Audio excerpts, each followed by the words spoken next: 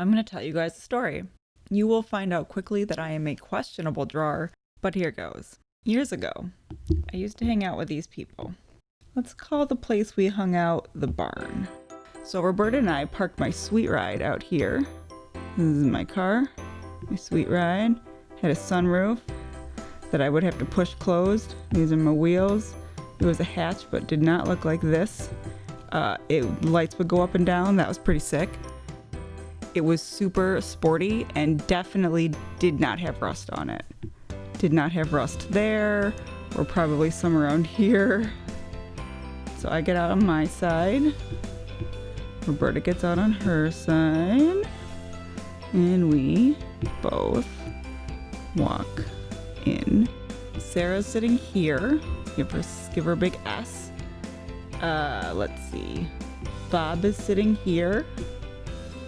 Little B. And I'm gonna put the lifers here, and we're just gonna pretend there's two chairs.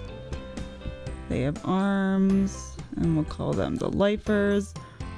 Roberta and I walk in, and we sit down here. Let's see, let's make my hair red, even though it's not in this time period, and I'm gonna give me a sick green bandana that I likely would have been wearing. You see, it seems that the one thing my brain doesn't register unless it's unique or I've known you for an extended period of time is hair. Like, it's literally like my brain just takes it in like a conveyor belt. It just like flies off it maybe before it gets there. So like this is my brain, and this is like the big conveyor belt of information going into my brain. And on this conveyor belt are things I care about, like, are you attractive? Are you stupid? Are you nice? And then the second it sees hair, it just stops right there, gets crumpled up, and just flies away. So we walked in the garage and sat down, just like normal. Roberta and I happened to have spices that we brought with us. I do actually mean spices here. I won't tell you what kind, because I do seriously still suffer consequences of this decision of taking 2 tablespoons of said spice.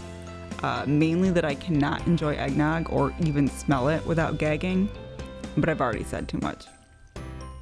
So, soon after we were there, we got word that this other girl, Elena, was coming over, which prompted an immediate group discussion.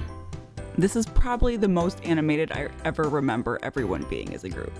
See, no one wanted Elena around the barn, but the barn sort of had an open door policy, so there was never really an opportunity for someone to tell her, no, please don't come over. So poor innocent Elena didn't know that everyone was talking about her behind her back. Looking back, I literally don't even remember why we didn't like her. She was nice to us, she brought us things. Whatever her crime was, it was bad enough to elect Sarah to have a private talk with her and ask her to never come back. But this story isn't actually about Elena. It's actually about the spices. Elena comes in the bar within the hour. The rest of us just bolt out. Really awkwardly, if I recall correctly. I mean, it was just, we just got up and didn't say anything to her and walked out. So when we got outside, Bob, Roberta, and I went one way, and the lifers went off in the other direction. We wandered around for a little while, so we're just happy walking in this direction. Then we ran into the lifers and someone else. Now that I've been thinking about it, I'm pretty sure there was a third person, so I'm just gonna draw him here. It feels fitting that I should just throw him in now. Bob joined them that way. They all went that way, and Roberta and I went back to the barn to stake out the situation. I think they went to get food, and Roberta and I were not actually really that capable of getting food at that point. You may have forgotten at this point, as we had, that Roberta and I were in fact tripping. Elena's car was still there, but we were like, how is this still going on? We were pacing the sidewalk in front of the barn until we actually heard the barn door open. Out came Elena. We dove into a bush to hide very quickly.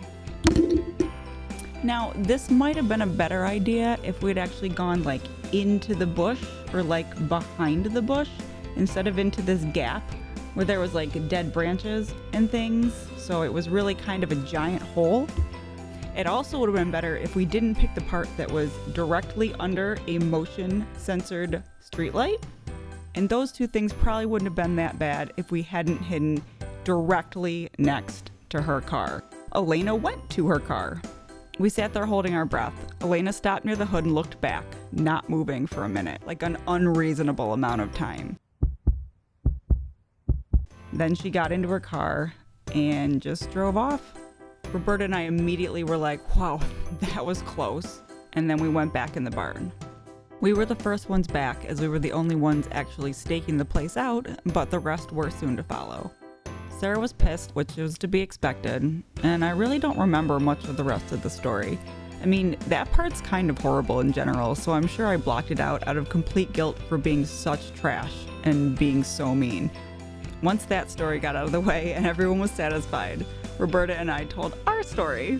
We told how we brilliantly dodged a bullet and totally hid from Elena in the bushes out front.